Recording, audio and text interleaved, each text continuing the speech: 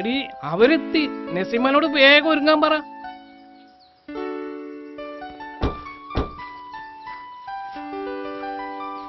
അസ്സലാമലൈക്കും. വലൈക്കും സലാം.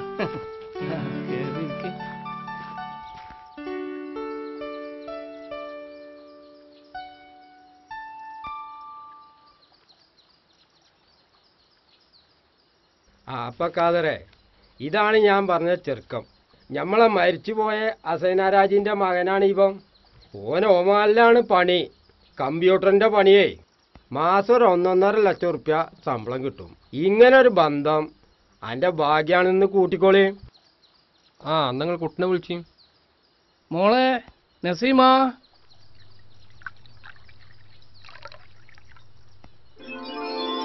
നസീമാ,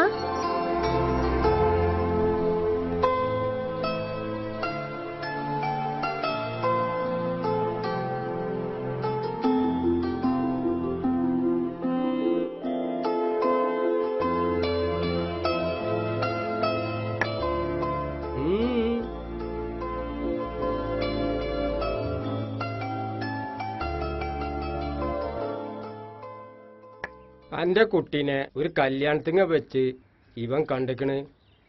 അത് ഓന് ഇഷ്ടാവും ചെയ്തു. അതാണിപ്പോ ഞങ്ങൾ ഈ പെണ്ണ് കാണാൻ വന്നത്. എല്ലാം എന്റെ കുട്ടിയുടെ ഭാഗ്യം. ഇനി ഓൽക്ക് വല്ലതും ചോദിക്കാനും വേറെണ്ടെങ്കിൽ ആയിക്കോട്ടെ.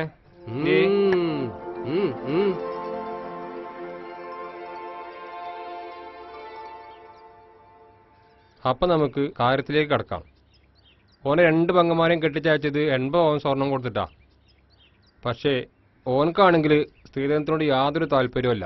ഇജ്ജ് പേടിക്കണ്ട കാതറെ, പൈസ ആയിട്ട് ഒരൊറ്റ ഉറുപ്പിയും വേണ്ട ഓന്. പിന്നെ 5 പവൻ മാറിടും. 5 പവൻ മാറെന്ന് പറയുമ്പോ 50 പവൻ തരണ്ടേ? പിന്നെ അത്ര വലിയ കുടുംബത്തേക്ക് അന്റെ കുട്ടീനെ വെറുതെ കൊണ്ടുപോവോ? എത്ര വലിയ തറവാട്ടിന്ന് മുന്തിയ ആലോചന വന്നാണ്. പക്കെങ്കിൽ ഓനെ അന്റെ കുട്ടീനെയാണ് പിടിച്ചത്. അനക്ക് സ്വപ്നം കാണാൻ പറ്റാത്ത ബന്ധാണിത്. 50 പവനൊന്നും നിന്നെ കൊണ്ട് കൊടുക്കാൻ കഴിയില്ല. അനക്കറിയില്ലേ നിന്റെ അവസ്ഥ? നിങ്ങൾ ആദ്യത്തെ കുട്ടിനെ മൈസൂരിക്കല്ലേ കെട്ടിച്ചിരിക്കണത്? എന്നിട്ട് എന്തായി? ഒരു കുട്ടിയായപ്പോ ഓള് ഇവിടെ തന്നെ വന്നിരുന്നില്ലേ? ഒരു നല്ല കുടുംബത്തേക്ക് ഒരു പെണ്ണിനെ പറഞ്ഞേക്കുമ്പോ അതിൻ്റെതായിട്ടുള്ള ചെലവുണ്ട് കാതർക്ക. ഉപ്പ ഒന്നിങ്ങ് വന്നേ. ഇപ്പൊ വരെ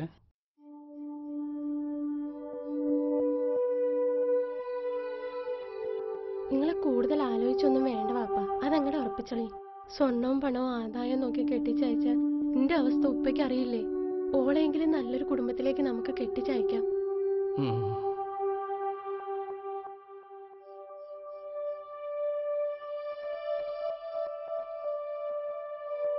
ഇത് ലീവ് കുറച്ചുള്ളൂ. അതുകൊണ്ട് പെട്ടെന്ന് തന്നെ കല്യാണം നടത്തണം. പറ്റുകയാണെങ്കിൽ അടുത്ത ആഴ്ച തന്നെ നിശ്ചയം നടത്തണം. അതിപ്പോ പെട്ടെന്നൊക്കെ വേണമെന്ന് പറയുമ്പോ ഇജ്ജ് പേടിക്കണ്ട കാതറെ, നിശ്ചയം കഴിഞ്ഞാ 1 മാസം ഉണ്ടല്ലോ കല്യാണത്തിന്. എന്താവും പോരെ? അപ്പൊ എല്ലാം പറഞ്ഞ പോലെ. എന്നാ ശരി. ആയിക്കോട്ടെ.